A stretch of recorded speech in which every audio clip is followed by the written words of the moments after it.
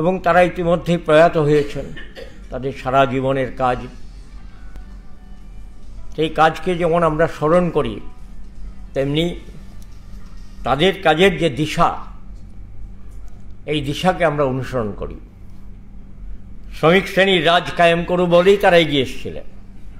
সারা জীবন সেই লক্ষ্যকে সামনে রেখেই তারা এগিয়েছেন। আমাদের দেশে মতাদর্শগত সংগ্রাম গড়ে তোলার ক্ষেত্রেই এই দুই নেতাই, একজন মূলত শ্রমিকদের মধ্যে, আরেকজন মূলত কৃষকদের মধ্যে। নরেশদা শ্রমিকদের মধ্যে,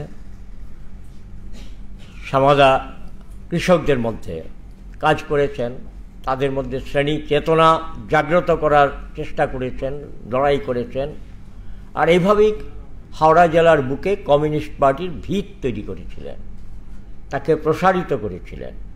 আরও অন্যান্য সহকর্মীরাও ছিলেন, কিন্তু তাদের একটা গুরুত্বপূর্ণ নেতৃত্বদানকারী উদ্যোগী ভূমিকা ছিল। তাই এই ভূমিকাকে সামনে রেখে জেলা কমিটি ঠিকই করেছিল ওনারা মারা যাওয়ার পরে এই দুজনের নামই আমরা এই স্মারক বক্তৃতার আয়োজন প্রতি বছর করে থাকি। অন্যান্য বছরও স্মারক বক্তৃতায় আপনারা অনেকেই এসেছেন। এই বক্তৃতায় সাধারণভাবে আমরা সমসাময়িক অর্থনীতি, মতাদর্শ, এই বিষয়গুলির উপরে বেশি বেশি করে আলোচনা করে থাকি। আজকে আমাদের আলোচনার বিষয় নয়া উদারনীতির 3 দশক। নয়া উদারনীতির উপরে আরও অনেকগুলি আলোচনা আমরা অতীতে সংগঠিত করেছি। এই দিনই 1 নভেম্বর তারিখগুলিতেই কখনো সেখানে বক্তৃতা করেছেন কমরেড প্রকাশ করার, কখনো বক্তৃতা করেছেন কমরেড সিদ্ধি ভট্টাচার্য, কখনো বক্তৃতা করেছেন কমরেড প্রভাত পট্টনায়ক। তা এবারে আমাদের সামনে আজকের দিনে নয়া উদারনীতি 3 দশক পেরিয়ে এসছে। আমাদের দেশের ক্ষেত্রে নয়া উদারনীতি আরও আগে থেকে শুরু হয়েছে, কিন্তু আমাদের দেশের তার প্রয়োগ থেকে শুরু করে আমাদের 3 দশক পেরিয়েছে, তার একটা মূল্যায়ন। আজকের নতুন কোন পথে আমাদের দেশের রাষ্ট্রনায়করা, বিশ্বের বুর্জোয়া রাষ্ট্রনায়করা, তারা কোন পথে পুঁজিবাদকে নিয়ে যেতে চাইছেন সে সম্পর্কে আমাদের জানা বোঝা, পরিষ্কার হওয়া দরকার। আমাদের সামনে তাই এসেছেন, আমরা আহ্বান করেছিলাম, এসেছেন ডাক্তার সত্যকী রায়। এটাই তার পড়াবার বিষয়, তার অধ্যাপনার বিষয়। তিনি আজকে আমাদের সামনে নয়া উদারনীতি বর্তমান সময়ে যে যে রূপগুলি নিয়ে আত্মপ্রকাশ করছে, যে যে রূপগুলি নিয়ে আগামী দিনে যেতে চাইছে সে সম্পর্কে আলোকপাত করবেন। আমি সময় নষ্ট না করে আমাদের ডাক্তার সত্যকী রায়কে অনুরোধ করব তিনি যেন তার বক্তব্য পেশ করেন। আপনাদের সবাইকেই শুভেচ্ছা জানিয়ে, সাদর আহ্বান জানিয়ে এখনই আমরা আলোচনা শুরু করছি। এখন বলবেন ডাক্তার সত্যকী রায়। এটা আমাকে বলতে হবে? এতদিন ধরে এই শিক্ষা হলো না, তবু অনুরোধ এসছে বলছি, তারপরেও আওয়াজ হবে। তখন যেন কেউ আর টু শব্দ না করেন, যার আওয়াজ হবে তিনি বেরিয়ে যাবেন মোবাইল নিয়ে, সেখানে গিয়ে তাকে কন্ট্রোল করবেন, যা পারেন করবেন। এখন বলবেন ডাক্তার সত্যকী রায়।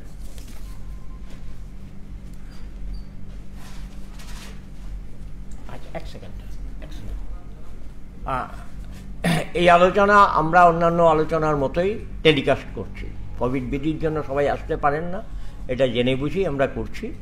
এটা টেলিকাস্ট করা হচ্ছে, কি বলে, লাইভ করা হচ্ছে। সরি।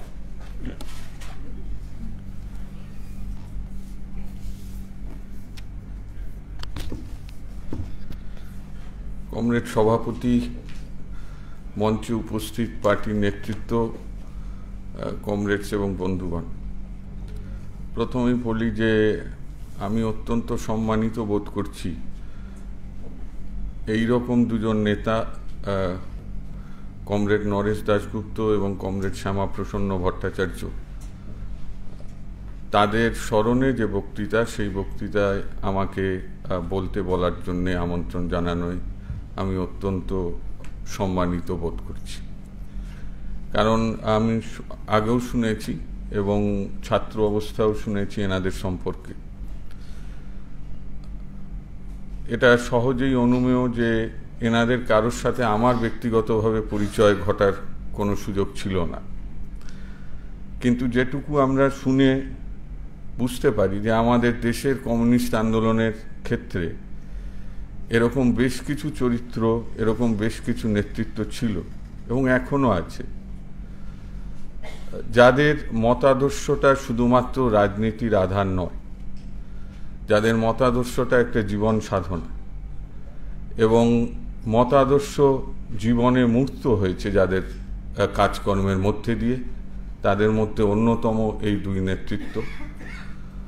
ফলে তাদের স্মরণে এই বক্তৃতা, এটা আমার কাছে অত্যন্ত গুরুত্বপূর্ণ।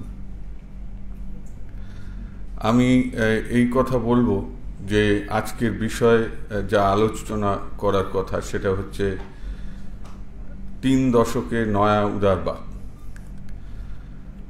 প্রথমেই আমি যে কথা বলতে চাই সেটা হচ্ছে, আমরা যদি উদারবাদের উৎস, নয়া উদারবাদের উৎস দেখার চেষ্টা করি, তাহলে দেখতে পাবো যে সামনে যে কথাগুলো সাধারণত মতাদর্শ হিসেবে নয়া উদারবাদ উপস্থিত করে, তা হলো ব্যক্তি মানুষের স্বাধীনতাকে সুনিশ্চিত করা, মানুষের সম্মান, ডিগনিটি, সেটাকে সুনিশ্চিত করার দায় নিয়ে নয়া উদারবাদ আমাদের সামনে হাজির হয়েছে।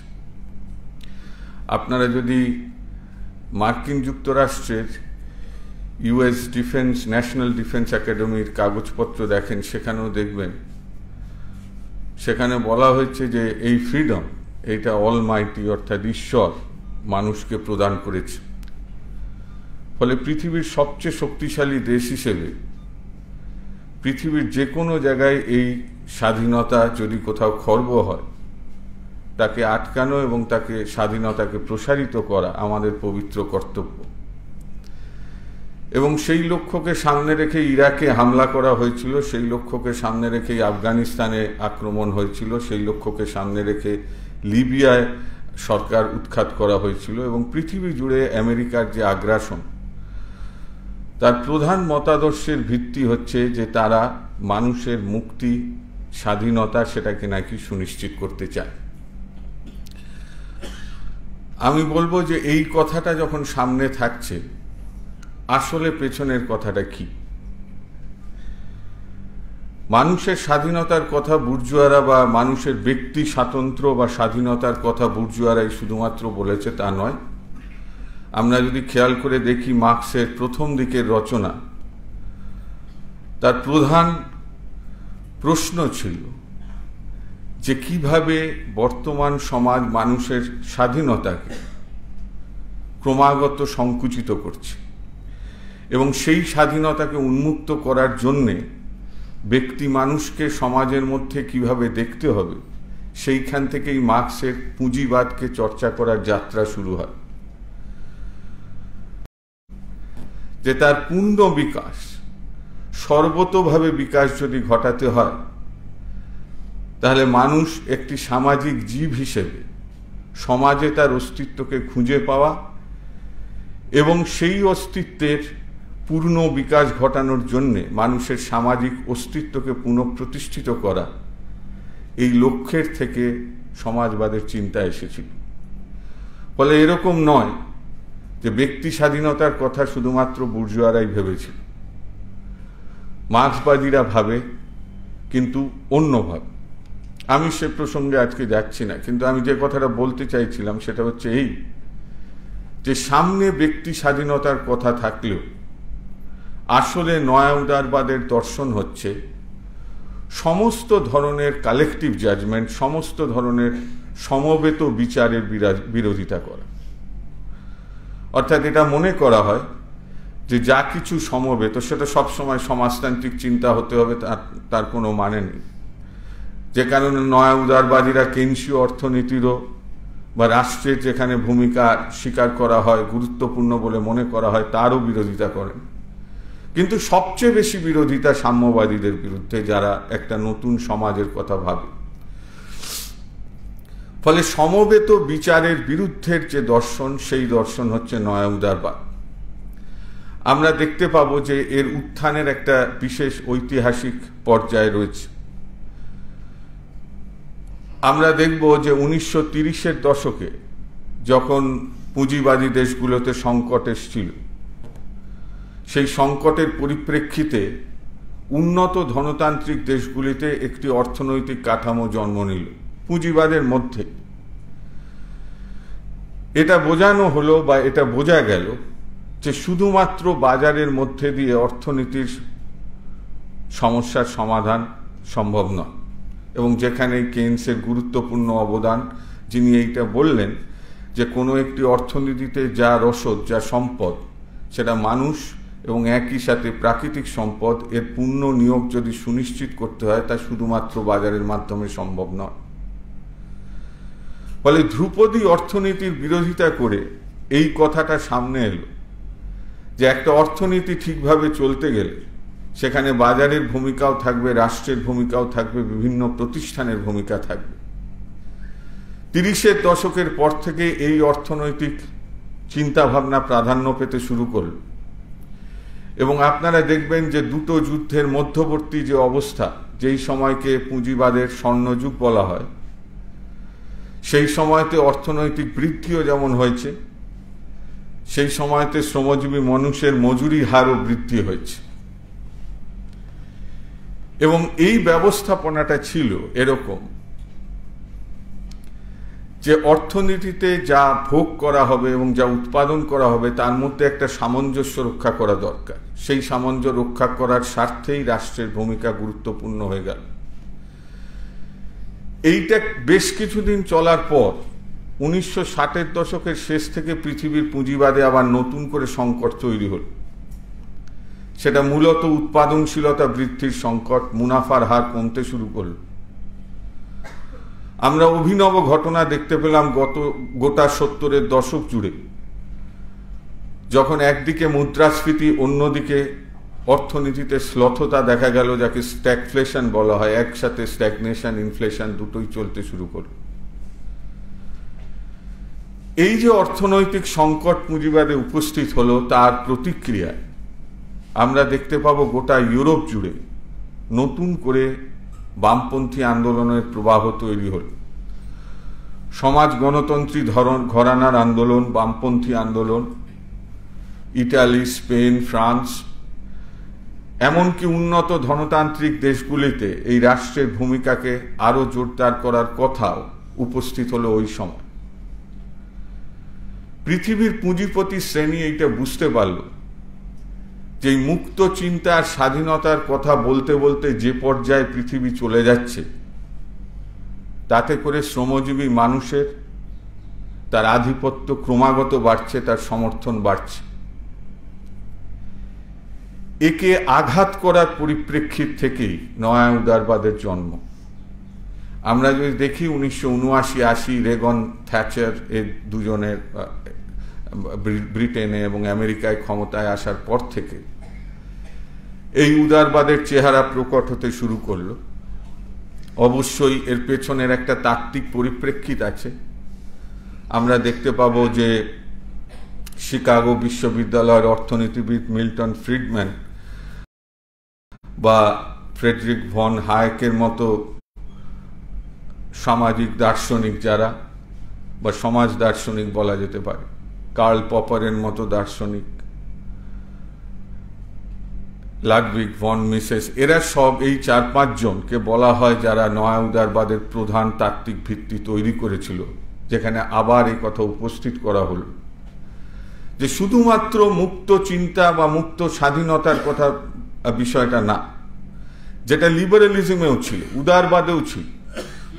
বুর্জুয়া উদারবাদ মানুষের ব্যক্তি স্বাতন্ত্র্য, ব্যক্তি স্বাধীনতাকে সর্বোচ্চ মূল্য দেয়, কিন্তু নয়া উদারবাদ শুধুমাত্র এই ব্যক্তি স্বাতন্ত্র্যের কথাই বলল না, তার সাথে নয়া ধ্রুপদী অর্থনীতির একটা সম্মেলন ঘটায়। সেই অর্থনীতিতে কি বলা হয়, খুব সহজ কথায় মানুষের মুক্ত চিন্তার বা স্বাধীনতার দুটো মাত্র প্রকাশ হতে পারে। একটা হচ্ছে আপনি যখন উৎপাদক, আপনার সব সময় চেষ্টা হবে মুনাফা সর্বোচ্চ করা, প্রফিট ম্যাক্সিমাইজেশন। আর আপনি যখন উপভোক্তা, যখন আপনি কিনছেন, তখন উপযোগিতা ম্যাক্সিমাইজ করা, এইটা আপনার স্বাধীনতার সবচেয়ে বড় প্রকাশ হবে। এবং এই দুটো স্বাধীনতাকে যদি সুনিশ্চিত করতে হয়, তাহলে বাজারের কর্তৃত্বকে প্রতিষ্ঠিত করতে হবে। নয়া উদারবাদ সমাজটাকে বাজারের ভিত্তিতে সংগঠিত করার কথা বলব।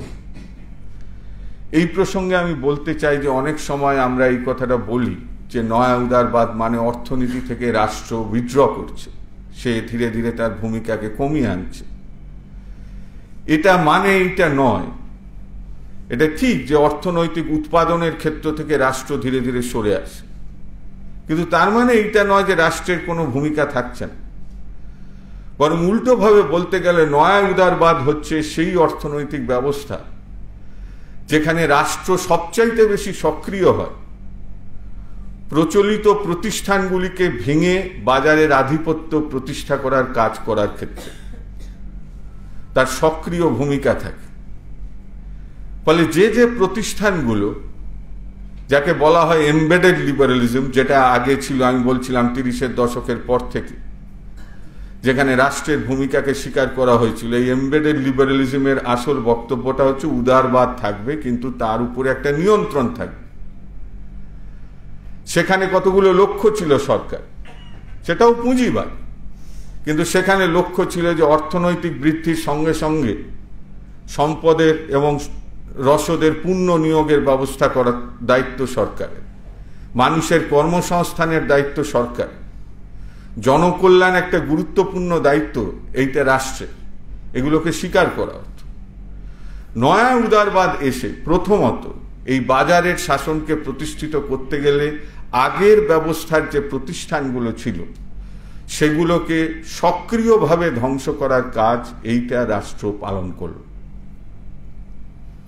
আমরা দেখলাম একটা নতুন ধরনের ব্যবস্থাপনা তৈরি হচ্ছে, যেখানে সমস্ত কিছু বাজারের দ্বারা নিয়ন্ত্রিত হবে।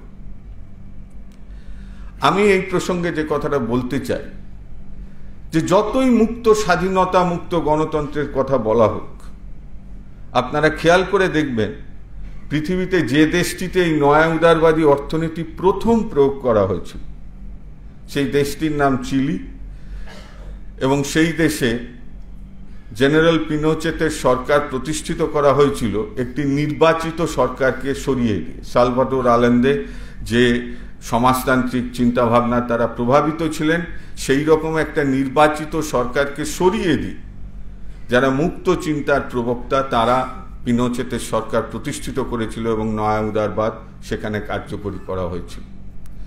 ফলে প্রশ্নটা সামনে উদারতা, মুক্ত, স্বাধীনতা ইত্যাদি কথা থাকলে আসলে এটা একটা শ্রেণীযুদ্ধ।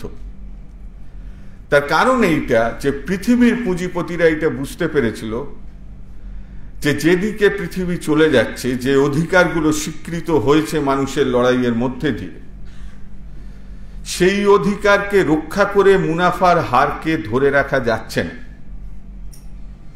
ফলে যে অধিকারগুলো অর্জিত হয়েছিল লড়াইয়ের মধ্যে দিয়ে, সেইগুলোকে ধ্বংস করতে না পারলে পুঁজির মুনাফা হার ধরে রাখা যাবে না।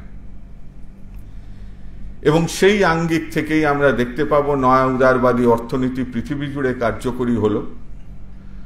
আমরা দেখব যে যেই সময় সংকট এসছিল 70-এর দশকে, আমি বলছিলাম ওই সময় আরেকটা ঘটনাও ঘটে, যে ওপেকের দেশগুলো তেলের দাম বাড়িয়ে দিল, মধ্যপ্রাচ্যের দেশগুলো। ফলে অনুন্নত দেশগুলো প্রচন্ড অর্থনৈতিক সংকটের মধ্যে পড়ল, তেলের দাম পৃথিবীতে বেড়ে গেছে। কিন্তু এই তেলের ব্যবসা করছিল যারা পেট্রোডলার রোজগার করেছিল, তারা সমস্ত এই মুনাফা বিনিয়োগ করেছিল ইউরোপ এবং আমেরিকার ব্যাংকগুলোতে। পুঁজি তখনই পুঁজি ততদিন পর্যন্ত জীবিত যতদিন পর্যন্ত সেটা বিনিয়োগ হয় যেটা মুনাফা সৃষ্টি করতে পারে, তা না হলে সেটা পুঁজি না। ফলে এই যে বিনিয়োগের যে বিপুল পরিমাণ সম্পদ জমা হচ্ছিল, সেটা বিনিয়োগের রাস্তা তো খুঁজছিল। IMF এবং ওয়ার্ল্ড ব্যাংক এই ধরনের যে আন্তর্জাতিক সংস্থাগুলো, সেগুলোকে ব্যবহার করে অনুন্নত দেশগুলোর উপরে চাপ সৃষ্টি করা হলো যে তোমাকে আমরা ধার দেব, কিন্তু তোমার নীতির পরিবর্তন ঘটাতে হবে, দরজা খুলে দিতে হবে, এবং নয়া উদারবাদের যে কাঠামোগত সংস্কার সেইটা কার্যকরী করতে হবে। এটা পৃথিবীর সমস্ত দেশে অর্থনৈতিক পরিবর্তনের পরিপ্রেক্ষিত, ভারতবর্ষের ক্ষেত্রেও কাহিনীটা আলাদা কিছু নয়। এটা ঠিক যে 1991 সালে কেউ নরসিমহা রাও এর কথা বলেন, কেউ মনমোহন সিং এর কথা বলেন, কারোর মাথা থেকে এটা আবিষ্কার আছে হয়নি। পৃথিবী জুড়ে পুঁজিবাদ এইরকম একটা কাঠামোগত সংস্কার উন্নত দেশগুলিতে অনুন্নত দেশগুলিতে চেয়েছে। এবার আমার দেশের ক্ষেত্রে কিভাবে কার্যকরী করা হবে সেটা নিশ্চয়ই সেই সময়কার যারা নেতা ছিলেন তারা করেছেন আমাদের দেশে। কিন্তু প্রশ্নটা হলো যে এইটা গোটা পৃথিবী জুড়ে পুঁজির কর্তৃত্বকে প্রতিষ্ঠা করার একটি নীতি, সেই নীতি আমাদের দেশেও কার্যকরী হয়েছে। আপনি যদি এক কথায় বলেন যে 3 দশকের পর সবচেয়ে বেশি কি দিয়ে দেখতে পেলাম যে এই নীতি কি হলো না হলো, সবচেয়ে বেশি যার মধ্যে দিয়ে এই নীতির প্রতিফলন ঘটল সেটা হচ্ছে পৃথিবী জুড়ে আর্থিক বৈষম্য বৃদ্ধি। অনেক সময় দেখতে পাবেন যে অর্থনীতিতে এই আলোচনাও হচ্ছে যে এটা ঠিক যে বড় লোক দেশগুলোর সাথে গরিব লোক দেশগুলো যদি দেশ হিসেবে তুলনা করেন, তাদের মধ্যেকার যে পার্থক্য ছিল সেই পার্থক্য কমে আসছে। কিন্তু যেটা বেশি গুরুত্বপূর্ণ সেটা হচ্ছে প্রতিটি দেশের মধ্যে গরিব এবং বড় লোকের মধ্যেকার অর্থনৈতিক অধিকারের পার্থক্য ক্রমাগত বেড়েছে। যদি আমাদের দেশের ক্ষেত্রে খেয়াল করে দেখেন, যদি 0.1% লোকের কথা ভাবা যায় যারা বড় লোক, তাদের হাতে 2014-15 সালের তথ্য আমি বলছি, তাদের অধিকারে আছে আমাদের দেশের মোট জাতীয় আয়ের 8.6%। 0.1% লোক তাদের হাতে আমাদের দেশের জাতীয় আয়ের 8.6%। এই অবস্থাটা ভারতবর্ষে ছিল 1939-40 সালে, যখন 0.1% লোকের হাতে ভারতবর্ষের জাতীয় আয়ের 8.9% অধিকারে ছিল। অর্থাৎ স্বাধীনতার আগে আমাদের দেশে বৈষম্যের চেহারা যা ছিল, 3 দশকের উদারবাদের পরে আমাদের দেশের অর্থনৈতিক বৈষম্যের চেহারা একই জায়গায় পৌঁছে গেছে। এবার এই বৈষম্য যদি বাড়ে, অর্থনীতিতে 2 রকম প্রভাব হতে পারে। একটা আমরা সবাই জানি যে ধরুন দেশের নিম্নবিত্ত মানুষ, গরিব মানুষের পকেটে যদি পয়সা কম আসে, তাহলে জিনিসপত্রের চাহিদা কমে যাবে, একটা চাহিদার সংকট তৈরি হতে পারে। পুঁজিপতিরা বিনিয়োগ করে, কারখানা তৈরি করে মুনাফা করার জন্য। যদি এইটা দেখা যায় যে মানুষের কেনার ক্ষমতা ক্রমাগত কমছে, তাহলে পুঁজিপতিও বিনিয়োগ করে না। ব্যক্তিগত পুঁজিপতির কোনো দায় নেই পুঁজিবাদী ব্যবস্থার দায়িত্ব নেওয়ার। মানে আমি বলছি যে সে এইটা ভেবে বিনিয়োগ করে না যে আমার দেশের অর্থনৈতিক বিনিয়োগের হার যদি ধরে রাখতে হয় তাহলে আমার এত বিনিয়োগ করা উচিত, এইভাবে কখনোই হয় না। সে ভাববে নিজের মুনাফার কথা। পুঁজিবাদী রাষ্ট্র সম্মিলিত পুঁজিপতি শ্রেণীর কথা ভাবে, ফলে তাকে কিছু ভূমিকা পালন করতে হয়, সেটা ভিন্ন প্রশ্ন। আমি যে কথাটা বলতে চাইছি যে মানুষের যখন ক্রয় ক্ষমতা কমে, যখন বিক্রির সম্ভাবনা কমে যায়, তখন পুঁজিপতিও বিনিয়োগ করা কমিয়ে দেয়। আমাদের দেশের ক্ষেত্রে দেখবেন যে আমাদের দেশের গ্রস ক্যাপিটাল ফরমেশন, পুঁজি গঠন বৃদ্ধির হার ক্রমাগত কমেছে। কর্পোরেট সেক্টরে কমেছে, তারা বিনিয়োগ কম করছে, কারণ তারা এটা বুঝতে পারছে যে মানুষের যদি ক্রয় ক্ষমতা না থাকে আমি বিনিয়োগ করব কিসের জন্য? আমি তো তৈরি করা জিনিস বিক্রি করতে পারবো। এটা যেমন ঠিক যে বৈষম্য বৃদ্ধি পেলে মানুষের কেনার ক্ষমতা কমতে থাকে, বা যে হারে বৃদ্ধি পাওয়ার কথা সেই হারে বৃদ্ধি পায় না, ফলে চাহিদার সংকট তৈরি হতে পারে। আবার অন্যদিকে একটা নতুন ধরনের চাহিদা তৈরি হয়। যদি বৈষম্য বাড়ে, বড় লোকেদের পকেটে, উচ্চবিত্তদের পকেটে বেশি পয়সা আসতে শুরু করে, তাহলে আরেক ধরনের চাহিদা তৈরি হয়। সেই চাহিদাটা হচ্ছে অ্যাসেটের চাহিদা। ধরুন একজন মানুষ, সে যখন প্রথম রোজগার করছে, তার প্রথম চিন্তা কি হয় যে আমি আগে হয়তো দুবেলা ভালো করে খেতে পারতাম না, এখন যাতে দুবেলা খেতে পারি, আমার পরিবার যাতে ঠিকভাবে খেতে পায়। আরেকটু মাইনে বাড়লো, আগে হয়তো 2টো জামা প্যান্ট সে বছরে পরতো, এখন 4টে পরবে। আরও আয় যখন বাড়তে শুরু করলো, সে হয়তো ভাবলো যে ছেলে মেয়েকে একটু ভালো স্কুলে ভর্তি করি। তারপরে আরও তার আয় বাড়লে সে হয়তো বছরে 2-3 বার রেস্টুরেন্টে খেতে গেল, বা কোথাও পুজোর সময় বেড়াতে গেল, এইগুলো হলো। তারপরে আরো আয় বাড়লে সে হয়তো একটা গাড়ি কেনার কথা ভাবলো, আরো আয় বাড়লে সে বাড়ি কেনার কথা ভাবলো। কিন্তু তার সাথে সাথে যেটা হয়, যত আয় বাড়তে থাকে, আপনার দৈনন্দিন খরচের অংশ মোট আয়ের মধ্যে ক্রমাগত কমতে থাকে। অর্থাৎ খাওয়া পড়ার জন্য খরচ, এটা আমার মোট আয়ের মধ্যে ক্রমাগত কমবে। তাহলে বাকি টাকাটা আমি কি করব? আমি আগে কোনোদিন ভাবতাম না যে আমার একটা বীমা করা দরকার, সেটা আমি করলাম, আমার বীমা করাও হয়ে গেছে। তারপরে আমি ভাববো যে আমি কিছুটা মিউচুয়াল ফান্ডে টাকা লাগাতে পারি কিনা, সেটা আমি দেখব। তারপর মিউচুয়াল ফান্ডও হয়ে গেল। তারপরে আমি হয়তো ভাবলাম যে সরাসরি শেয়ার বাজারে টাকা লগ্নি করব। অর্থাৎ আমি যেটা বলছি যে মানুষের আয় যখন বাড়তে থাকে তখন, এবং কোনো দেশে যদি বৈষম্য বাড়তে থাকে, বড় লোকেদের পকেটে পয়সা যদি বেশি আসতে শুরু করে, তাহলে একটা জিনিসের চাহিদা বাড়ে, সেইটা হচ্ছে ফাইন্যান্সিয়াল অ্যাসেট। এবং উন্নত দেশগুলিতে এটা হয়েছে, ইউরোপে, আমেরিকাতে, আমাদের দেশেও হচ্ছে। আমাদের দেশেও আপনারা দেখতে পাবেন যে ফাইন্যান্স, ইন্স্যুরেন্স, বিজনেস সার্ভিস, এই ধরনের যে সেক্টরগুলো জিডিপিতে তার অংশ ক্রমাগত বাড়ছে, তাদের গুরুত্ব বাড়ছে। এইটার মানে হচ্ছে যে দেশের এবং পৃথিবীর বড় লোকেরা তারা ক্রমাগত এই অ্যাসেটের চাহিদা তৈরি করছে। এবার পুঁজিবাদ, নয়া উদারবাদ, এই দুটো সমস্যাকে কিভাবে সমাধান করার চেষ্টা করছে, সেইটাই আমার আজকের বক্তব্যের প্রধান প্রতিপাদ্য বিষয়। এবং দুটো বিষয়ে আমি মূলত জোর দেওয়ার চেষ্টা করব। একটা হচ্ছে উৎপাদনের ক্ষেত্র। যখন আমি দেখতে পাচ্ছি যে ইউরোপে উৎপাদন করলে যে পরিমাণ মজুরি, যে ধরনের অধিকার, এগুলো স্বীকৃত আছে, সেইটা দিয়ে আমি মুনাফা হার ধরে রাখতে পারবো না। আমার কাছে দুটো রাস্তা আছে। একটা হচ্ছে যে হয় যে ধরনের অধিকারগুলো আছে সেইগুলোকে ভাঙতে হবে, সেই চেষ্টা করেছে। ব্রিটেনে হয়েছে, আমেরিকাতে হয়েছে, ইউরোপের দেশগুলিতে হয়েছে, যে কারণে দেখবেন যে উন্নত দেশগুলিতে মোট আয় মজুরির অংশ কমেছে। 66% ছিল 2 দশক আগে, সেটা কমে 62% হয়েছে। কিন্তু ইউরোপের দেশগুলিতে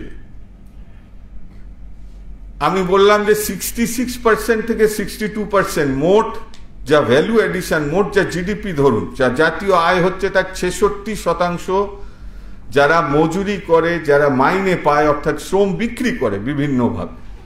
একজন শ্রমিকও শ্রম বিক্রি করে, একজন প্রফেসরও শ্রম বিক্রি করে। ফলে যারা শুধুমাত্র সম্পত্তির আয়ে বেঁচে নেই, এই ধরনের লোকের মোট জাতীয় আয়ের অংশ ছিল 66%, সেটা কমে 62% হয়েছে। ফলে একটা হচ্ছে ওখানকার প্রতিষ্ঠানগুলোকে আঘাত করা। দ্বিতীয় রাস্তাটা কি? দ্বিতীয় রাস্তাটা হচ্ছে দরজা খুলে দাও। ভারতবর্ষ, মালয়েশিয়া, শ্রীলঙ্কা, চায়না, এই সমস্ত দেশে উৎপাদন রিলোকেট কর। এবং এই রিলোকেশনে কি হলো, এখন যদি আপনি দেখেন ম্যানুফ্যাকচারিং এ, কারখানা শিল্পে পৃথিবীতে যা উৎপাদন হয় তার 83% শ্রমিক, দক্ষিণ গোলার্ধে, দক্ষিণের বা যাকে অনুন্নত দেশ বলা যেতে পারে, সেই সমস্ত দেশে রয়েছে। ফলে বেশিরভাগ ম্যানুফ্যাকচারিং এর কাজ স্থানান্তরিত হয়েছে এই ধরনের দেশগুলিতে। কেন হলো? খুব সহজ। আমি বলছি না যে শুধুমাত্র এটাই কারণ, কিন্তু আপনাকে কতগুলো উদাহরণ দিলে আরো সহজ হবে। যে ধরুন অ্যাপেলের আইপড, এর বড় উৎপাদনের কাজটা হয় চায়নায়। চায়নায় একজন শ্রমিক প্রোডাকশনের সাথে যে যুক্ত, সে যা মজুরি পায় তার সাথে একই কাজ করবে আমেরিকায়। এই মজুরির পার্থক্য হচ্ছে চীনের মজুরি এখনো মার্কিন যুক্তরাষ্ট্রের মজুরি 3.2%। ওখানে যদি $100 দিতে হয় ঘন্টায়, এখানে $3.2 দিতে হবে। ভারতবর্ষে $1.5।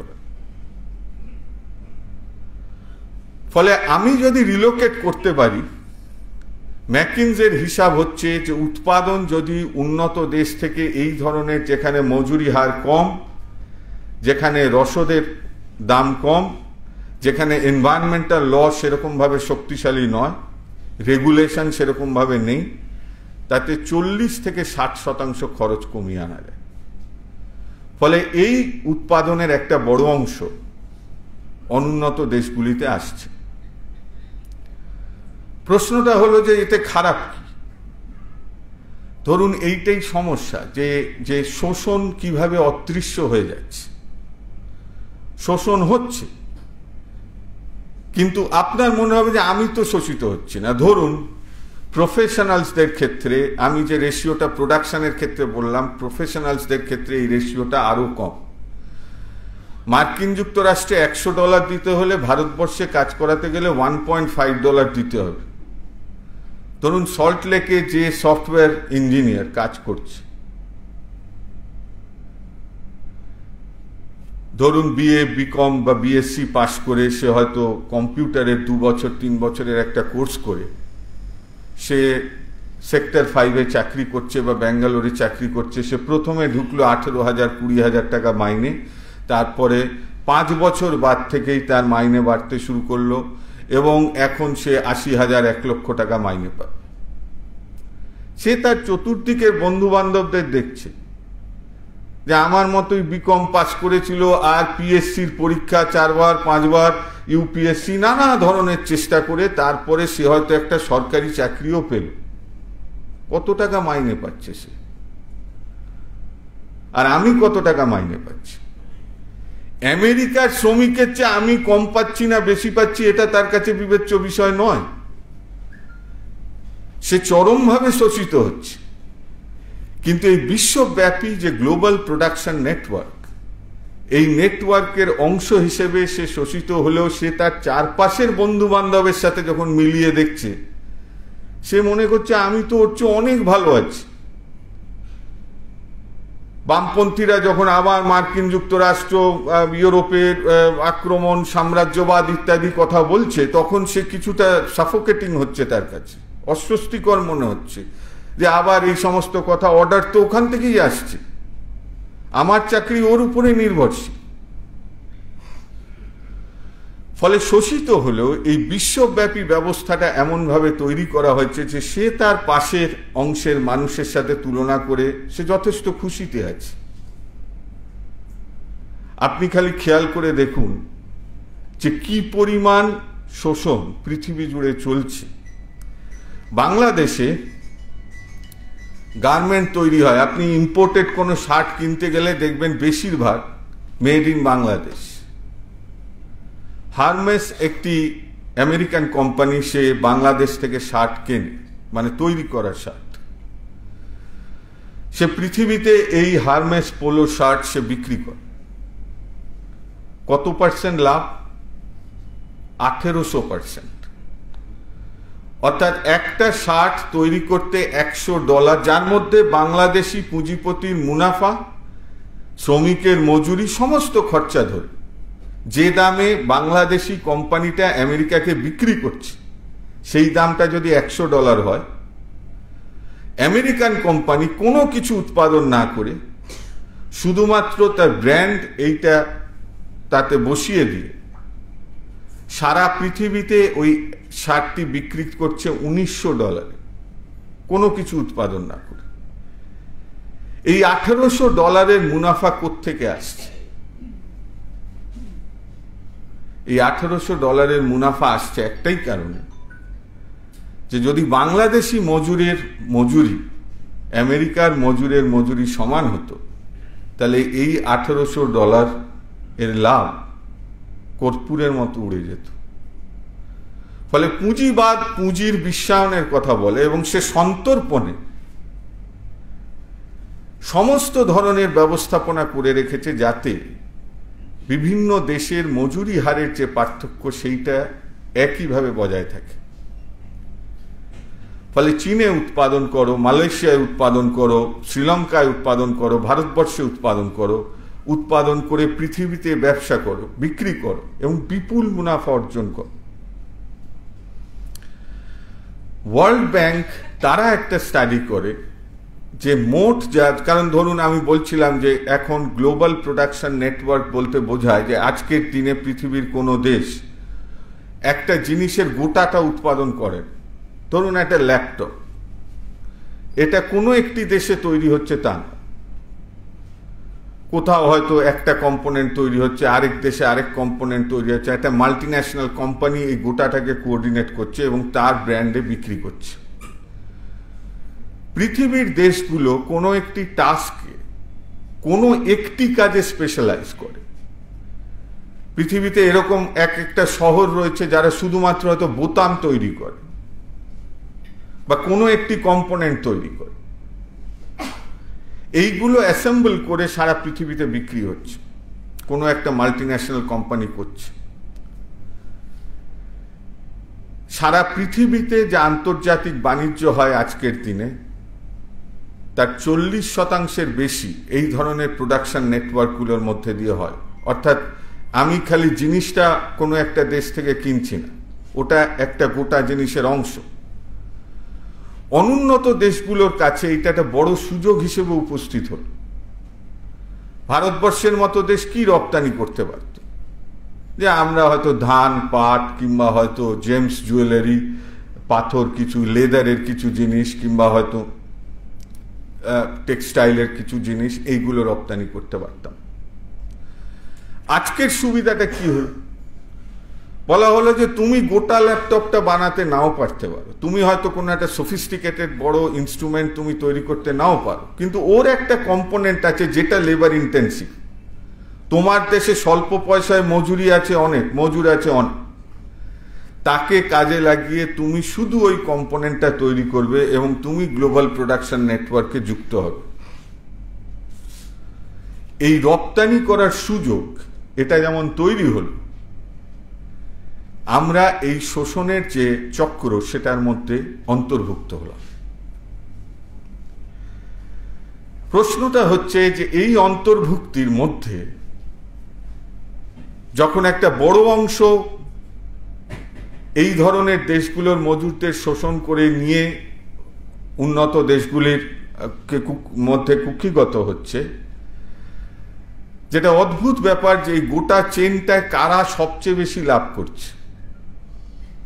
এটা আমার কথা না, ওয়ার্ল্ড ব্যাংকের স্টাডি আছে, যে কারণে ওরা একটা কার্ভ নিয়ে আলোচনা করে, স্মাইল কার্ভ, মানুষ হাসলে যেরকম একটা ইউ এর মতো শেপ হয় সেরকম। সবচেয়ে বেশি মুনাফার অংশ, সবচেয়ে বেশি মূল্য সংযোজনের অংশ যারা পায় তারা হচ্ছে যারা ডিজাইনটা করে, যারা নলেজ ইন্টেন্সিভ কাজ করে। আর কারা পায়? ইউ এর এই দিকের হাতে রয়েছে যারা পৃথিবী জুড়ে এই জিনিসটা মার্কেট করবে, যারা লজিস্টিক্স আছে যাদের হাতে। আপনি জিনিস তৈরি করবেন, আপনি ঘানার একটা শপিং মলে সেই জিনিসটা বিক্রি করতে পারবেন, একই সাথে ঘানাতেও বিক্রি হবে, দিল্লিতেও বিক্রি হবে, কলকাতাতেও বিক্রি হবে, আমেরিকাতেও বিক্রি হবে, ইউরোপের দেশগুলিতে বিক্রি হবে। এই বিপুল পরিমাণ লজিস্টিক্সের চেন যার হাতে, সে নিয়ন্ত্রণ করবে আপনার জিনিসটা কত দামে বিক্রি হবে। ফলে লজিস্টিক্স যার হাতে, ব্র্যান্ড যার হাতে, তারা কোনো কিছু উৎপাদন না করেও মুনাফার সবচেয়ে বেশি অংশটা পাচ্ছে। আর এই ইউ এর একেবারে তলায় কারা আছে?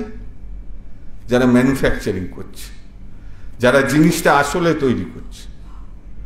ফলে এই জিনিসটা আসলে তৈরি আমরা করলেও, আমি বলছিলাম যে একটা বড় অংশের উৎপাদন অনুন্নত দেশগুলিতে চলে এলেও মুনাফার একটা বড় অংশ কিন্তু অনুন্নত দেশে চলে আসেনি, বরং কনসেন্ট্রেটেড হয়েছে আরো উন্নত দেশগুলির হাতে। নয়া উদারবাদ এই কাঠামোটা তৈরি করেছে এবং সেখানে আমি এই কথাটা আরো জোর দিয়ে বলতে চাই যে সেখানে এই চেনের একেবারে তলার দিকে কারা আছে? একেবারে তলার দিকে রয়েছে যার পোশাকি নাম হচ্ছে ইনফর্মাল সেক্টর। আসলে কিছুই না, অধিকার থেকে বঞ্চিত শ্রমিক। ফর্মাল ইনফর্মালের কথাটা এমনভাবে বলা হয় যে পুঁজিবাদ খালি ফর্মাল ওয়ার্কার নিয়েই কাজ করে। পুঁজিবাদ বরাবর এই ধরনের নির্মম শোষণমূলক ব্যবস্থার উপরে ভিত্তি করে টিকে ছিল। এরকম কোনোদিন ছিল না যে কোনোদিন কোনো ইনফর্মাল সেক্টর ছিল না।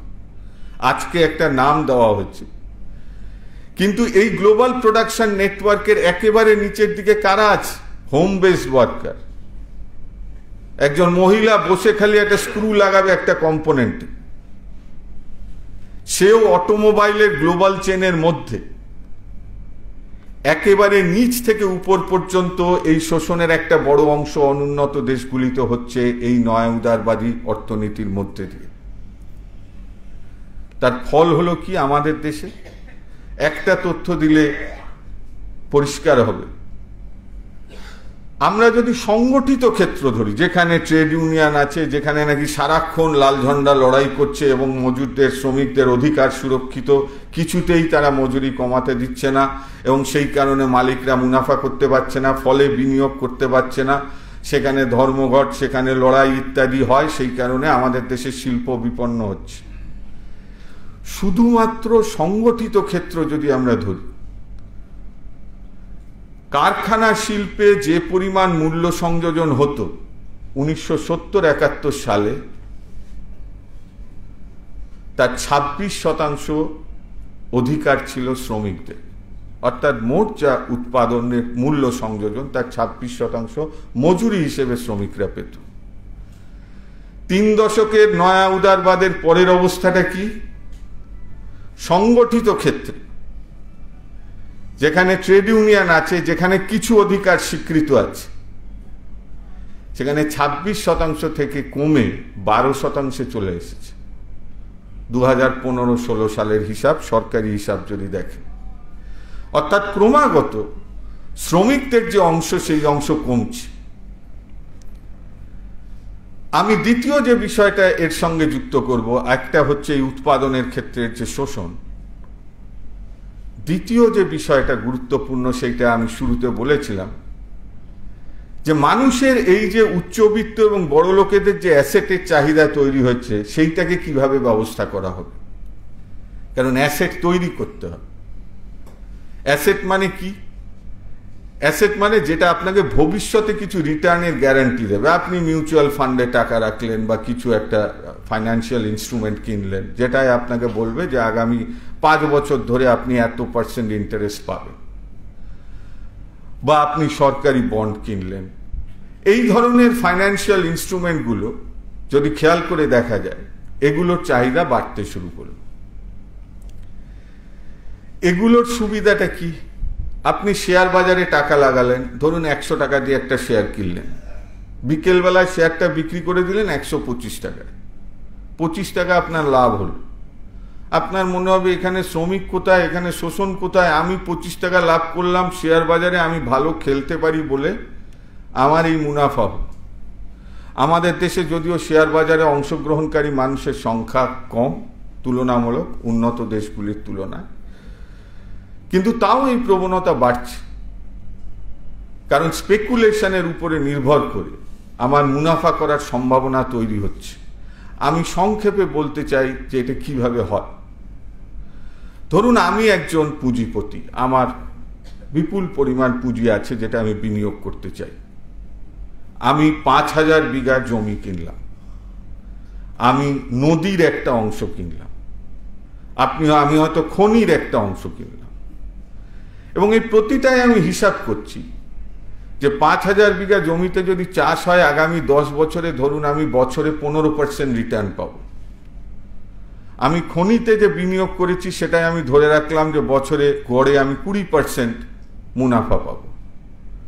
আমি নদীতে আমার কর্তৃত্ব আধিপত্য তৈরি করেছি, প্রপার্টি রাইট এস্টাবলিশ করেছি, সেখানে নৌকা চলবে বা ব্যবসা হবে, তার থেকে আমি যা রোজগার করব সেটা হয়তো 12% আমার রিটার্ন আসবে। আমি এরকম 5টা অ্যাসেট কিনেছি।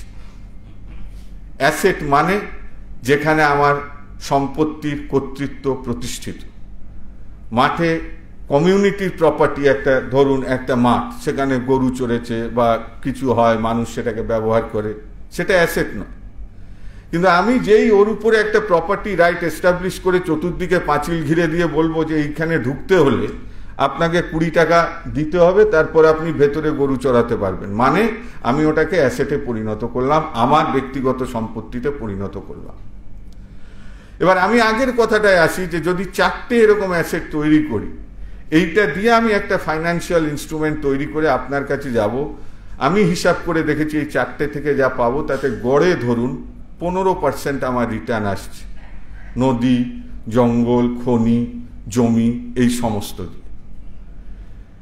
আপনাকে গিয়ে আমি বললাম যে আপনি ব্যাংকে টাকা রাখলে তো 5% সুদ পাবেন, কি বড় জোর 6% সুদ পাবেন, আপনি এইটায় বিনিয়োগ করুন, আপনাকে আমি 9% সুদ দেবো, 9% রিটার্ন দেবো, আপনি এই ফাইন্যান্সিয়াল ইনস্ট্রুমেন্টটা কিনবেন।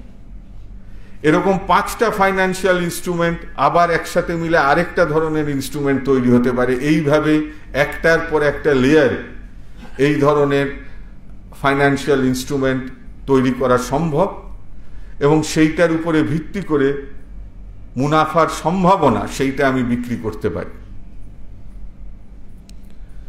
এবার যদি আমার এই জমি, খনি, জল এগুলোর থেকে মুনাফা কোনো কারণে আটকে যায়, তাহলে যে যে মুনাফার সম্ভাবনাগুলো পরপর লেয়ারগুলোতে ভাবা হয়েছিল সেইগুলোও আটকে যাবে, ফলে একটা সংকট তৈরি হবে যখন বাবলটা ফেটে যায়। আমেরিকায় সংকট এইভাবেই, ফাইন্যান্সিয়াল ক্রাইসিস যে শুরু হয়েছিল এভাবেই হয়েছিল। কিন্তু এটার একটা সুবিধা আছে। সুবিধাটা হচ্ছে যে উৎপাদন ছাড়াই মুনাফা হচ্ছে, আপনার দেখলে মনে হবে যে জাস্ট শেয়ার কেনা বেচা, ফাইন্যান্সিয়াল ইনস্ট্রুমেন্ট কেনা বেচা, বিনিয়োগ করে তার থেকে মুনাফা করার এই যে কাজ, এই কাজ প্রাধান্য পেতে শুরু করবে। এই কাজ যত প্রাধান্য পেতে শুরু করবে, একজন পুঁজিপতি আর উৎপাদনে উৎসাহী হবে না। সে মনে করবে আমি ফাইন্যান্সিয়াল ইনস্ট্রুমেন্টে বিনিয়োগ করে অনেক বেশি প্রফিট করতে পারছি, আমি কেন কারখানায় উৎপাদন করতে যাব, 5টা ঝামেলা মাথায় নিতে যাব। ফলে পুঁজিবাদ এই ধরনের একটা ফাইন্যান্সিয়ালাইজেশনের দিকে চলে যায়। এবং আগে বলছিলাম যে এই ধরনের মুনাফায় যেহেতু স্পেকুলেশনের উপরে ভিত্তি করে গড়ে ওঠে, সেই কারণে মানুষকে নিয়োগ করার প্রয়োজন হয় না। ফলে আপনারা দেখতে পাবেন বৃদ্ধির হার বাড়ছে কিন্তু কর্মসংস্থান হচ্ছে না, কারণ অর্থনীতিটা অনেকটা ফাইন্যান্সিয়ালাইজড হয়ে গেছে। এইরকম একটা অবস্থার মধ্যে দিয়ে নয়া উদারবাদ যখন চলছে, তখন তাকে যদি নতুন নতুন অ্যাসেট তৈরি করতে হয় তাহলে কি করতে হবে? তাহলে পাবলিক সেক্টর বিক্রি করতে হবে। এখন বলছে অ্যাসেট মানিটাইজেশন, আসলে অ্যাসেট স্ট্রিপিং হচ্ছে। এয়ার ইন্ডিয়া টাটার হাতে দেওয়া হল। কোনো ব্যক্তিগত পুঁজিপতিও যদি কোনো একটি কারখানা বিক্রি করে, কি হিসেবে বিক্রি করে? আমার একটা কারখানা আছে বিশাল বড়, আমি এটা বিক্রি করতে চাই, দাম নির্ধারণ করব কিভাবে? সাধারণ নিয়ম যে আজকে রিপ্লেসমেন্ট ভ্যালু কত, আজকে যদি এই জমিতে এই কারখানাটা তৈরি করতে হয় তাহলে তার কত খরচ হবে, সেইটা আমাকে দিয়ে দিন, প্রথম কাজ। সরকার কি বলছে? সরকার বলছে যে রেল তৈরি করতে যা খরচ, যে জমিতে যা দাম, সেইটা যে কিনবে তাকে দিতে হবে না। এয়ার ইন্ডিয়ার গোটা ব্যবস্থাটা তৈরি করতে যা খরচ, টাটা সেটা তার সিকি ভাগও দিচ্ছেন।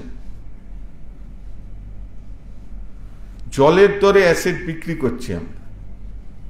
আসলে আমি বলছিলাম যে সমবেত বিচারের বা সমবেত নিয়ন্ত্রণের মধ্যে যা কিছু আছে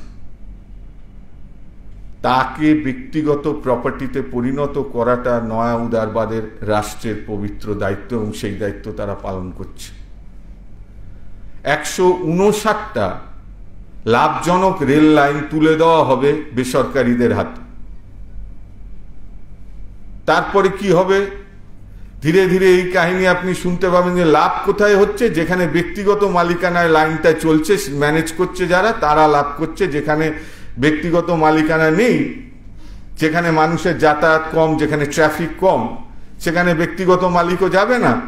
আর ধীরে ধীরে সেইটা ক্রমাগত সংকুচিত হয়ে যাবে, কারণ যে ক্রস সাবসিডাইজেশনের ব্যবস্থা ছিল, লাভ যেখানে হতো সেইটা পুঁজিপতিদের কাছে চলে যাবে। কিন্তু আমি একটা রাষ্ট্রায়ত্ত সম্পত্তি, একটা সমবেত নিয়ন্ত্রণকে ব্যক্তিগত মালিকানায় প্রতিষ্ঠিত করলাম, এবং তারপরে কি হবে? এই কোম্পানিগুলো তার শেয়ার বিক্রি করবে, সেই শেয়ার আপনি আমি কিনব, তার থেকে মুনাফা করার কথা ভাবব। মার্কিন যুক্তরাষ্ট্রে ছাত্র আন্দোলনকে দমন করার একটা গুরুত্বপূর্ণ ভূমিকা ছিল এই ধরনের ফাইন্যান্সিয়ালাইজেশন। স্টুডেন্ট লোন চালু কর, হ্যাঁ, যে সরকারি চাকরি, সরকারি পড়াশোনার ব্যবস্থা তুলে দেন, ইউনিভার্সিটি কলেজ পয়সা দিয়ে পড়তে হবে। আপনি 10 লক্ষ টাকা দিয়ে এমএসসি পড়ুন, হয়তো 20 লক্ষ টাকা দিয়ে ইঞ্জিনিয়ারিং পড়ুন, 50 লক্ষ টাকা দিয়ে ডাক্তারি পড়ুন, আপনার কিনে পড়তে হবে, কিন্তু তার জন্য লোনের ব্যবস্থা ব্যাংক করে দেবে। 10 লক্ষ টাকা আপনি লোন নিন, আপনি পড়াশোনা করুন, তারপর চাকরি পাওয়ার পর সেটা শোধ করে দেবেন।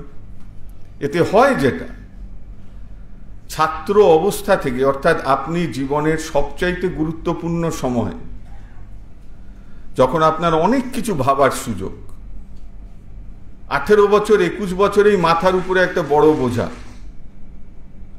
যে এই ধার আমাকে শোধ করতে হবে, আমাকে চাকরি পেয়ে এই লোন শোধ করতে হবে। ফলে আপনি 5 বার ভাববেন যে কোথায় পাবলিক সেক্টর বেসরকারীকরণ হলো তার প্রতিবাদে ক্লাসটা কামাই করে আমি মিছিল করতে যাব কিনা। আপনি 10 বার ভাববেন যে দেশের 5টা বিষয় ভাবার মতো মাথায় আমার সময় নেই, কারণ আমাকে যে করে হোক এইটা পাস করার পর চাকরি পেয়ে এই টাকা শোধ করতে হবে।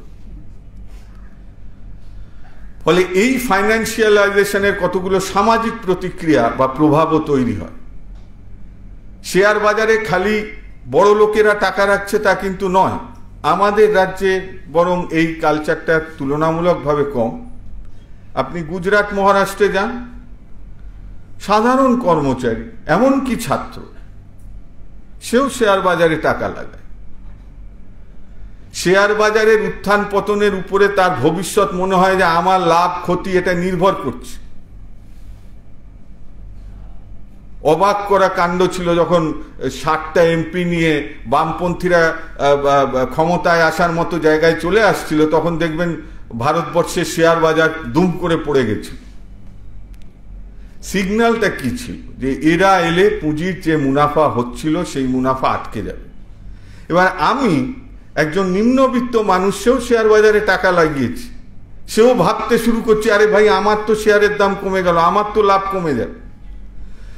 ফলে যত বেশি মানুষকে এই ধরনের ফাইন্যান্সিয়াল ইনস্ট্রুমেন্টের মধ্যে যুক্ত করা যাবে, তত পুঁজির যে গভর্নেন্স, পুঁজির যে কাঠামো, সেইটা সেই মানুষ নিজের জীবনে ইন্টারনালাইজ করবে। সে মনে করবে যে পুঁজির স্বার্থটা আমার স্বার্থ, এমন কিছু করা উচিত না।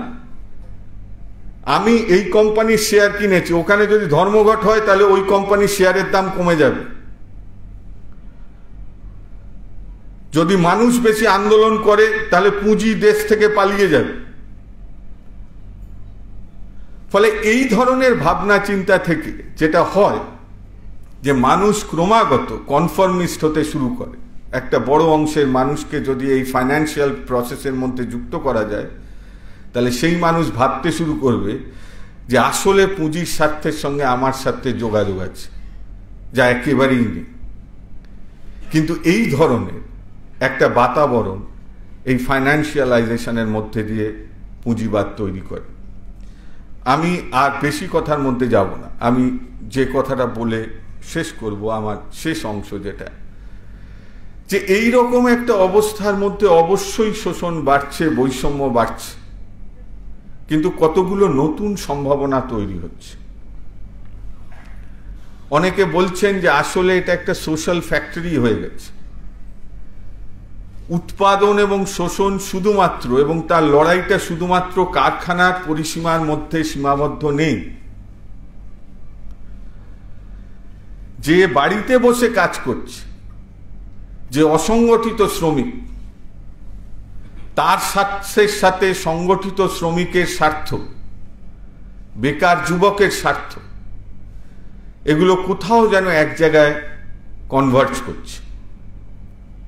এবং সে কারণে আপনারা দেখতে পাবেন যে পৃথিবীর বিভিন্ন জায়গায় যে ধরনের আন্দোলন হচ্ছে, সেই আন্দোলনগুলো সব বামপন্থীদের নেতৃত্বে হচ্ছে বা বামপন্থী মনস্কতা থেকে হচ্ছে তা না। কিন্তু তার এটা একটা নয়া উদারবাদের বিরুদ্ধের একটা গুরুত্বপূর্ণ প্রতিক্রিয়া, যে প্রতিক্রিয়া গড়ে উঠছে এবং যেটা ইতিবাচক। প্রশ্ন হচ্ছে যে এই লড়াইকে শেষ পর্যন্ত নিয়ে যেতে পারবে কারা? যাদের এই লড়াই এগিয়ে নিয়ে যাওয়া ছাড়া বিকল্প বাঁচার কোনো রাস্তা নেই। এবং সেইখানেই শ্রমজীবী মানুষের বা শ্রমিক শ্রেণীর গুরুত্ব অপরিসীম হয়ে যায়। বামপন্থী সাম্যবাদী চিন্তাভাবনায় যে পার্টি রয়েছে তার দায়িত্ব অনেক বেশি গুরুত্বপূর্ণ হয়ে যায়। যে যখন পুঁজিবাদের শোষণের ব্যবস্থাটা একটা মাল্টিন্যাশনাল কোম্পানি থেকে শুরু করে একেবারে ঘরে যে শ্রমিক কাজ করছে, এই গোটাটা এক সুতোয় বাঁধা হয়ে যায়, তখন শোষণের বিরুদ্ধের লড়াইটা শুধুমাত্র উৎপাদনের ক্ষেত্রে সীমাবদ্ধ থাকে না। আপনি আজকে দেখুন, কৃষকরা যে লড়াই করছে ভারতবর্ষের ক্ষেত্রে, ছাত্ররা যে লড়াই করছে ক্যাম্পাস, এসব কি কারখানার ভেতরে হচ্ছে না? মানুষের শোষণের বিরুদ্ধের লড়াইয়ের বা মানুষের শোষণের প্রতিক্রিয়া বিভিন্ন সময় বিভিন্ন ক্ষেত্রে ঘটতে পারে। যেমন নিও লিবারালিজম, যেমন নয়া উদারবাদ তার সমস্ত ক্ষেত্রে তার আধিপত্যকে কায়েম করার চেষ্টা করছে, প্রতিরোধ বহুমাত্রিক। এই বহুমাত্রিক প্রতিরোধের মধ্যে শ্রমজীবী মানুষকে সংগঠিত করার যে কাজ, সেই কাজ এই কারণে অনেক বেশি গুরুত্বপূর্ণ হয়ে যাচ্ছে। এবং আমরা এই কথাটা বারবার দেখেছি যে আজকের সময়, এটা আমি বলবো যে অনেক সময় অনেক বামপন্থী মানুষেরও এরকম একটা চিন্তা ভাবনা দেখতে পাওয়া যায় যে সমস্ত কিছুই যেন পুঁজি ঠিক করে দেয়, পুঁজিবাদ। যে পুঁজি মনে করেছিল উদারবাদ, তাই উদারবাদ, পুঁজি মনে করলো নয়া উদারবাদ, তাই নয়া উদারবাদ। কখনোই এরকম ভাবে হয় না। আপনারা যদি দেখেন যে, এবং সেই কারণে কমিউনিস্ট ম্যানিফেস্টোর প্রথম লাইনটা এইটা, যে আজ পর্যন্ত পৃথিবীর ইতিহাস হচ্ছে শ্রেণী সংগ্রামের ইতিহাস। ইতিহাসের লেখক শুধুমাত্র পুঁজি নয়, ইতিহাসের লেখক পুঁজি এবং শ্রমিক শ্রেণীর সংঘাত। প্রতিটি বড় বড় পুঁজিবাদী সংকটের পেছনের যদি ইতিহাস দেখেন, ঠিক তার আগের 10টা বছর 5টা বছর দেখতে পাবেন যে সেই সময় শ্রমজীবী মানুষের অধিকার প্রতিষ্ঠার লড়াই অনেক দূর এগিয়ে গিয়েছিল, যা পুঁজিপতিদের মুনাফাকে আঘাত করতে শুরু করে। সেইটাই সংকটের জন্ম দেয়। সেই সংকট থেকে পরিত্রাণ পেতে যদি নতুন ব্যবস্থা তৈরি হয়, তাহলে সংকট থেকে পরিত্রাণ পাওয়া যায়। আর তা না হলে পুঁজিপতিরা গোটা উৎপাদনের ব্যবস্থা এবং তার প্রতিষ্ঠানকে ঢেলে সাজায়, যা আবার নতুন করে শ্রমজীবী মানুষের উপরে আক্রমণ নামিয়ে আনে। ফলে এই প্রতিরোধ এবং পুঁজির প্রতিক্রিয়া, এই দুটো নিয়েই মানব সভ্যতার ইতিহাসে গিয়েছে। অন্তত পুঁজিবাদের ইতিহাসে গিয়েছে, এইটুকু বলা যায়। আমি বলছি যে এই সংঘাতগুলো যেমন তৈরি হচ্ছে,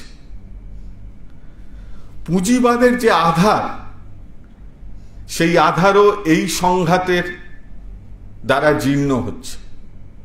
ধরুন, আমি শুরু করেছিলাম এই কথাটা বলে যে নয়া উদারবাদ যে দেশে সবচাইতে প্রথম প্রয়োগ করা হলো, সেখানে মুক্ত স্বাধীনতার কথা বলে গণতন্ত্রের উপরে আক্রমণ হয়েছিল, নির্বাচিত সরকারকে ফেলে দেওয়া হয়েছিল। আজকে কি হচ্ছে? আপনি একটা নির্বাচিত সরকার, পৃথিবীর বহুজাতিক পুঁজির স্বার্থ রক্ষা করার জন্য আপনি নীতি প্রণয়ন করছেন। আপনাকে তো বহুজাতিক পুঁজি ভোট দিয়ে ইলেক্ট করবেন, নির্বাচিত হতে হবে দেশের মানুষের দ্বারা, কৃষক, শ্রমিক, নিম্নবিত্ত মানুষ, খেটে খাওয়া মানুষ। সেই মানুষের ভোটে আপনাকে জিতে আসতে হবে। আপনি স্বার্থ রক্ষা করবেন বহুজাতিক পুঁজির, আন্তর্জাতিক ফিনান্স পুঁজির। ফলে সংঘাত অনিবার্য। এই সংঘাত দুভাবে মোকাবিলা করার চেষ্টা হচ্ছে। একটা হচ্ছে মুক্ত স্বাধীনতা, উদারবাদ, নয়া উদারবাদ মুখে বলা, এবং প্রতিষ্ঠিত যে গণতান্ত্রিক ব্যবস্থা, সেই গণতান্ত্রিক ব্যবস্থাগুলিকে ক্রমাগত সংকুচিত করা। যা সিদ্ধান্ত নেওয়া হবে, পার্লামেন্ট ইত্যাদি যা ব্যবস্থাপনা রয়েছে, সেগুলোকে এড়িয়ে চলা। আর দুই হচ্ছে যে মানুষ যখন সে ভোট দিতে যাচ্ছে, সে যেন নিজেকে ভারতবর্ষের সিটিজেন, ভারতবর্ষের নাগরিক হিসেবে আমি ভোট দিতে যাচ্ছি এইটা না ভাবে। সে যেন ভাবে আমি হিন্দু হিসেবে ভোট দিতে যাচ্ছি, আমি মুসলমান হিসেবে ভোট দিতে যাচ্ছি, আমি উচ্চ বর্ণ হিসেবে ভোট দিতে যাচ্ছি, আমি দলিত হিসেবে ভোট দিতে যাচ্ছি। এবং পুঁজিবাদের নিয়ম এইটাই যে যত পুঁজি কনসেন্ট্রেটেড হতে শুরু করে, তত সে চেষ্টা করে শ্রমজীবী মানুষকে বিভক্ত করার। এটা নতুন কিছু নয়। কোনোদিন এইটা হয়নি যে সহজাত স্বতঃস্ফূর্তভাবে শ্রমজীবী মানুষ ঐক্যবদ্ধ হয়ে গেছে। বহু লড়াই, বহু আত্মত্যাগের মধ্যে দিয়ে এই শ্রেণী গঠনের প্রক্রিয়া চলতে থাকে, তৈরি হয়, এবং এখনো তাই হচ্ছে। এখনো যারা প্রতিনিয়ত এই মানুষকে কলে কারখানায়, খেতে খামারে সংগঠিত করার কাজ করছেন, তারা এই কাজটাই করছেন যে এইরকম একটা কঠিন সময়ের মধ্যেও পুঁজির বিরুদ্ধে রুখে দাঁড়ানোর জন্য মানুষকে সংগঠিত করার চেতনায় উদ্বুদ্ধ করা। তৃতীয় আরেকটা বিপদ আসছে কি, যে আপনি যদি এই চেতনায়, সংঘবদ্ধতার চেতনায় উদ্বুদ্ধ করতে না পারেন, তাহলে আরেকটা রাস্তা পুঁজিপতিদের কাছে খোলা আছে। সেটা আপাত দৃষ্টিতে খুব গণতান্ত্রিক বলে মনে হয়, কিন্তু সেইটা এই পপুলিজমের নামে আসলে একটি ডিপলিটিসাইজড একতাল জনতা তৈরি করার চেষ্টা করে, যার কোনো মতাদর্শের ব্যাপার নেই। আমাকে এটা দিচ্ছে সেই কারণে আমি এই দলের পক্ষে, আমাকে ওটা দিচ্ছে সেই কারণে আমি এই দলের পক্ষে। নিউ লিবারালিজমের সাথে এই রাজনীতিটা খুব সুন্দরভাবে চলে যায়। আমার জনকল্যাণের ক্ষেত্রে রাষ্ট্রের যা বরাদ্দ, সেই বরাদ্দ আমি কমাতে থাকব। আগে 10% খরচা করতাম, এখন 5% করব। কিন্তু 5% সবার জন্য করব না। রাজনীতিবিদরা হিসাব করে দেখেছে যে ইউনিভার্সাল কোনো রাইট দিয়ে ভোটে বিশেষ লাভ পাওয়া যায় না। সবার জন্য শিক্ষা, সবার জন্য কাজ, সবার জন্য পড়াশোনা, সবার জন্য চিকিৎসা, তা তো সবাই পেয়ে গেল। আমাকে কি করতে হবে? আমাকে বলতে হবে যে অল্প বয়সী মেয়েদের জন্য এই ব্যবস্থা, গ্র্যাজুয়েশনের নিচের ছেলেদের জন্য এই ব্যবস্থা, দলিত গ্রামের যুবকদের জন্য এই ব্যবস্থা, দলিত গ্রামের যুবতীদের জন্য এই ব্যবস্থা। আমি ক্রমাগত এই জনগোষ্ঠীকে বিভিন্ন গোষ্ঠীতে ভাগ করে দেব। একবার একে দেব, একবার তাকে দেব। এবং এই দেওয়ায় যেটা হয়, আমি যখন পাচ্ছি টাকাটা বা কোনো সুযোগ, আমি মনে করছি এটা আমাকে বিশেষভাবে সরকার দিচ্ছে, ওকে তো দিচ্ছে না। ফলে একটা পেট্রন ক্লায়েন্ট রিলেশনশিপ, অর্থাৎ আমি আপনাকে সুবিধা দিচ্ছি, আপনি আমাকে ভোট দিন, এই রকম একটা ব্যবস্থাপনা গড়ে তোলা যায়। দাতা গ্রহিতার সম্পর্ক, যেখানে আমি দেখতে পাবো যে আমার মোট খরচ কমছে কিন্তু জনপ্রিয়তা বাড়ছে। একে যদি আটকাতে হয়, প্রশ্নটা যে পাচ্ছে সে দোষ করছে তা নয়, সে তো গরিব মানুষ, নিম্নবিত্ত মানুষই পাচ্ছে। বাজেটের একটা অংশ যে কোনোভাবেই গরিব মানুষের কাছে যায়, যদি নিম্নবিত্ত মানুষের কাছে যায়, তাতে অন্যায় কিছু নেই। কিন্তু প্রশ্ন হলো, অধিকারের সঙ্গে এই পাওনার সম্পর্ক যুক্ত করার লড়াইটা বামপন্থীদেরই করতে হবে। ভূমি সংস্কারের কাজ আপনার পাট্টার অধিকার, আপনার ট্রেড ইউনিয়ন প্রতিনিধি নির্বাচিত করার অধিকার, আর কন্যাশ্রী, এই দুটো এক নয়। এই দুটোর ভালো খারাপের বিচার না, প্রশ্নটা দুটো ভিন্ন চেতনার বিষয়। বামপন্থীরা যখন একটা যৌথ সত্তার কথা বলছে, যখন এটা মনে করছে যে ব্যক্তিগত পাওয়া না পাওয়ার উপরে গিয়ে একটা সামাজিক স্বার্থ বরাবর পৃথিবীতে অর্থনীতি, এমনকি পুঁজিবাদী অর্থনীতিতেও সীমিত আকারে কাজ করে এসেছে, সেটা যদি প্রতিষ্ঠিত করতে হয়, তাহলে এই লড়াইতে বামপন্থীদের একটা দীর্ঘমেয়াদী ভূমিকা পালন করতে হবে, এবং সেই কাজ আপনারা করছেন, এইটা আমি মনে করি। এবং এটা হয় অনেক সময়, যে পৃথিবীতে বিভিন্ন সময় হয়েছে, আমি আগেও বলেছি যে মানুষ সহজাতভাবে, যেহেতু সে নিম্নবিত্ত, যেহেতু সে কৃষক, যেহেতু সে শ্রমিক, সে বামপন্থার সমর্থক হয়ে ওঠেন। এইটা একটা সচেতনতার প্রক্রিয়া, যেটা লড়াইয়ের মধ্যে দিয়ে, জীবন সংগ্রামের মধ্যে দিয়ে গড়ে ওঠে, এবং সেই কাজ এই ধরনের কমিউনিস্ট পার্টি বা বামপন্থী সংগঠকদের করতে হয়, যেটার মধ্যে দিয়েই হয়েছে। ফলে অনেক সময় এরকম হয় যে সেই মানুষ লাল ঝান্ডাকে ভুল বোঝে। খুব কম সময়ই এসছে, যদি গোটা ইতিহাসের পর্যায়ে দেখেন, যে খুব কম সময় বিভিন্ন দেশে মানুষ মনে করেছে যে এই ঝান্ডাটা আমার স্বার্থ রক্ষা করছে। সেই মুহূর্ত তৈরি করতে হয়, সেই মুহূর্ত তৈরি হয় ইতিহাসের নির্দিষ্ট সময়গুলোতে। সেই কঠিন কাজ আপনারা করছেন, এবং এই কাজ কোনো কিছু বলা এবং লেখার চেয়ে অনেক অনেক অনেক গুণ বেশি কঠিন। প্রতিনিয়ত করার মধ্যে দিয়ে এই অভিজ্ঞতা মানুষের মধ্যে সঞ্চার করতে হয়। সেই কাজ আপনারা করে যাবেন এবং ভবিষ্যতেও করবেন। খালি একটা কথা বলবো, যে মানুষ লাল ঝান্ডাকে চিনতে ভুল করতে পারে, কিন্তু লাল ঝান্ডা যেন কখনোই তার শ্রেণী বন্ধুদের চিনতে ভুল না করে, সেটাও অবশ্যই আমাদের খেয়াল রাখা উচিত। এই কথা বলে সবাইকে নমস্কার জানিয়ে আমি আমার কথা শেষ করছি।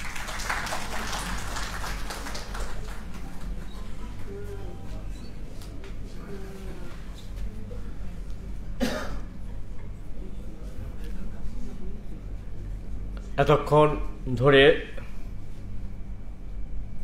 ডক্টর রায় আমাদের সামনে